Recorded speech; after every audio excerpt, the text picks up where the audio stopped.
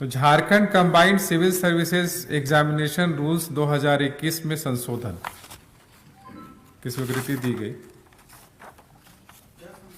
ये संशोधन आप में से कोई गेस नहीं है क्या? नहीं, वो भी नहीं है। नहीं, वो तो अलग है। ये किया था जो रूल 17(2) में एक प्रोविजन किया गया था कि यदि SC, ST, BC और EWS कैटेगरी के लोग जो प्रीलिम्स से मेंस के लिए क्वालिफाई करेंगे वो 15 गुना करेंगे, और 15 गुना यदि कट ऑफ मार्क्स जो नॉर्मल कट ऑफ होता है उसमें यदि इनका संख्या 15 गुना नहीं होता है तो अधिकतम हम 8 मार्क्स नीचे जा सकते हैं। ये प्रावधान किया गया था। तो ये 8 मार्क्स का जो बंधेज था उसको समाप्त कर दिया गया है कि हो सकता है कि 8 मार्क्स कम करने के बाद भी इन लोगों की संख्या 15 गुना नहीं होगी, तो फिर क्या होगा। इसलिए 8% जो मार्क्स रखा गया था नीचे ले जाने का, वो लिमिट को समाप्त कर दिया गया है। और तब तक नीचे जाएंगे, कट ऑफ मार्क्स करते जाएंगे जब तक कि इनकी संख्या 15 गुना नहीं होता है। 8% था, 8% नीचे जाने का था। तो ये अब 8% का जो लिमिट है खत्म कर दिया जाएगा। लेकिन इन एनी केस जो क्वालिफाइंग मार्क्स है जितना फिक्स किया हुआ है उससे ऊपर ही रहना होगा, उससे नीचे नहीं जाए। नहीं, वो नहीं, क्वालिफाइंग जो मार्क्स है उससे ऊपर ही रहना होगा। और उसी तरीके से था कि जो इंटरव्यू देने वाले की संख्या यदि भी उनका जो 2.5 गुना होना चाहिए, 2.5 गुना यदि नहीं होता है तो उनको भी 8% का जो बंधेज था वो खत्म कर दिया गया। और उम्र वाला है, उम्र वाले में कट ऑफ जो है लिया गया है वो 1 अगस्त 2016 जो अधिकतम के लिए होगा, और 1 मार्च 2021 जो न्यूनतम उम्र की गणना के लिए होगी। तो 1 अगस्त 2016 से आप जोड़ लीजिए तो लगभग 4 वर्ष 7 महीना का छूट जो है ये शिथिल ये लोगों को किया गया। 1/8/2016 तो जो 1/8/2016 कट ऑफ लिया गया, इसका मतलब ये है कि यदि कोई जनरल कैटेगरी का है लड़का, अभ्यर्थी है, कैंडिडेट, तो वैसे कैंडिडेट का उम्र जो है वो 35 वर्ष मैक्सिमम है।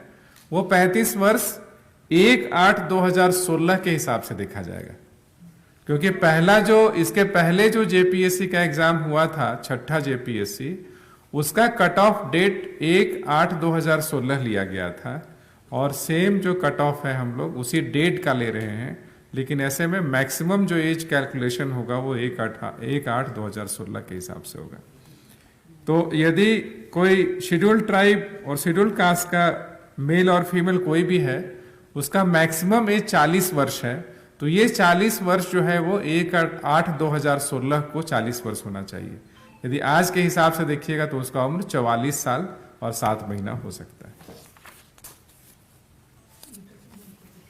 और 2 और है महत्वपूर्ण, उसमें पहला तो ये है इसमें कि जो अनुसूचित जिलों में जो माननीय उच्च न्यायालय का आदेश आया था कि नियोजन नीति को माननीय उच्च न्यायालय ने खारिज कर दिया था। संबंधित जो संकल्प था 2016 और 2018 का, मैं पूरा पढ़ देता हूं। राज्य के अनुसूचित जिलों के जिला स्तर के समूह ख के अराजपत्रित तथा समूह ग एवं समूह घ पदों पर नियुक्तियों से संबंधित जिले के स्थानीय निवासियों को प्राथमिकता देने संबंधी अधिसूचना संख्या 5938 दिनांक 14/7/2016, जो कि ब्रैकेट में संकल्प संख्या 8468 दिनांक 20/11/2018 द्वारा यथा संशोधित एवं आदेश संख्या 5939 दिनांक 14/7/2016 के आहरण के संबंध में। मतलब ये जो नियोजन नीति से संबंधित जो संकल्प निर्गत किया गया था उसको राज्य सरकार ने वापस लेने का निर्णय लिया है, जो कि सोनी कुमारी के जजमेंट में ऑलरेडी माननीय उच्च न्यायालय से क्वॉश कर दिया है।